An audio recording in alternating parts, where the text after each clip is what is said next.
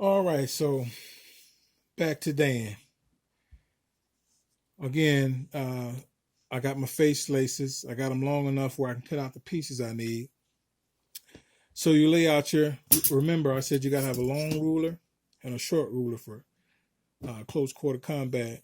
So when you got the long ruler, that's when that comes into play. You want to take it, lay it on the edge, drop it all the way down to 34. Leave your thumb where the 34 was, and switch your thumb position. Use this thumb to switch places with this thumb, but I'm right-handed, so I'm gonna free up the right hand. Grab my scissor, cut right at my thumb edge, and that should be my 34. Good to go. Now I get two of these pieces, which I have done, and then the pieces I cut are long enough for me to use as my bridge and chin guards. Okay, so done with my long ruler, I can move it out of the way. So now it's all about presentation. Again, I look at the orientation of the print on the fabric, and I say, well, I like that. I right away like that. This way will be upside down. I don't like that. Oh, look at that navy. That would be sweet, but that ain't gonna work. Oh, this is my strap anyway, so I can't use that.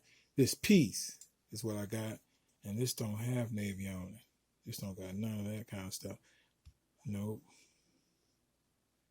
It's got the flag, which I got the flag on that end, so I could just rock it like that. It's got navy right here too, so that's sweet. And then that kind of put the flag right there, front and center. So I like that. The other option is to use this like that, which I thought is sweet too. But we got the seal right here too, so we come on down here and we'll just have to look at this. The seal coming back. I don't know. I don't like that. Well, it's straight. I mean, that's good. It's good. It's good. It's good. Okay. So I'm going to press this down.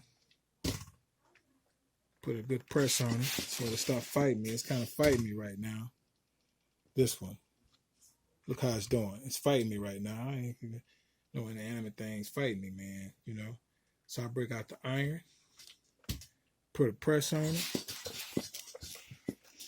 Boom. No more fight. All right. So you want to take it. And you want to, again, presentation, you want to line it up how you want it to be. Just kind of work it on in there.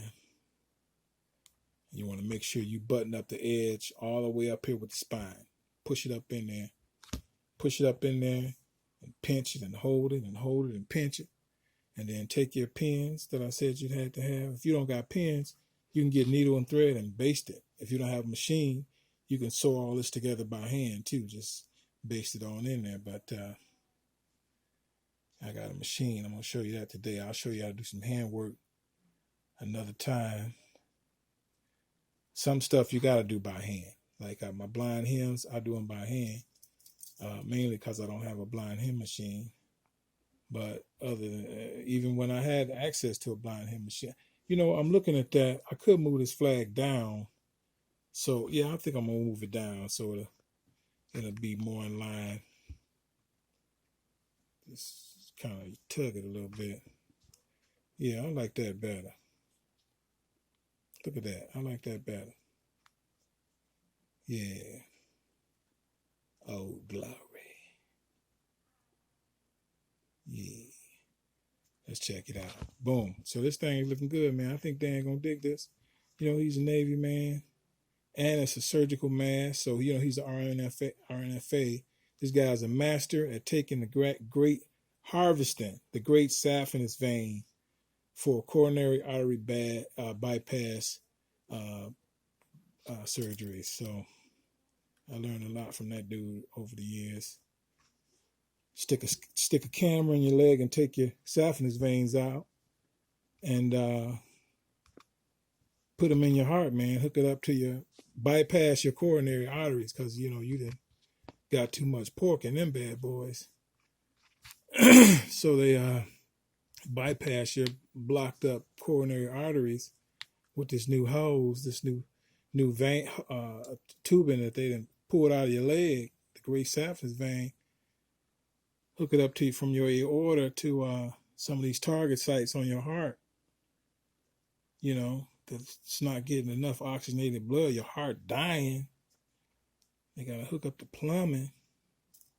This with Dan. This is I be seeing Dan doing. So of course, man, of course, we're gonna hook up. We're gonna look out for Dan, man. Look at this. Looking sweet already. So now that I got the chin and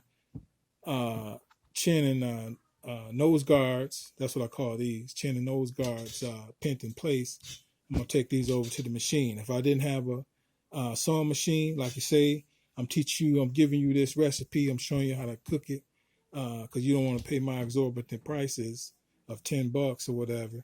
So just go to the dollar store, get you a pack of needles and thread. That's $2. And you know how you put your thread through, and now you got 2 strands to deal with. Cut a piece of thread twice as long.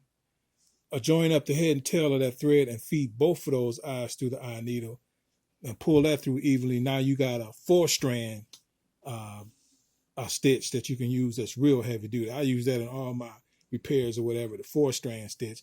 I'll show y'all that one day. But anyway, I'm going to put this on the machine, sew the chin and nose guards in place, and then we're going to put our face laces on and wrap this on up for Dan.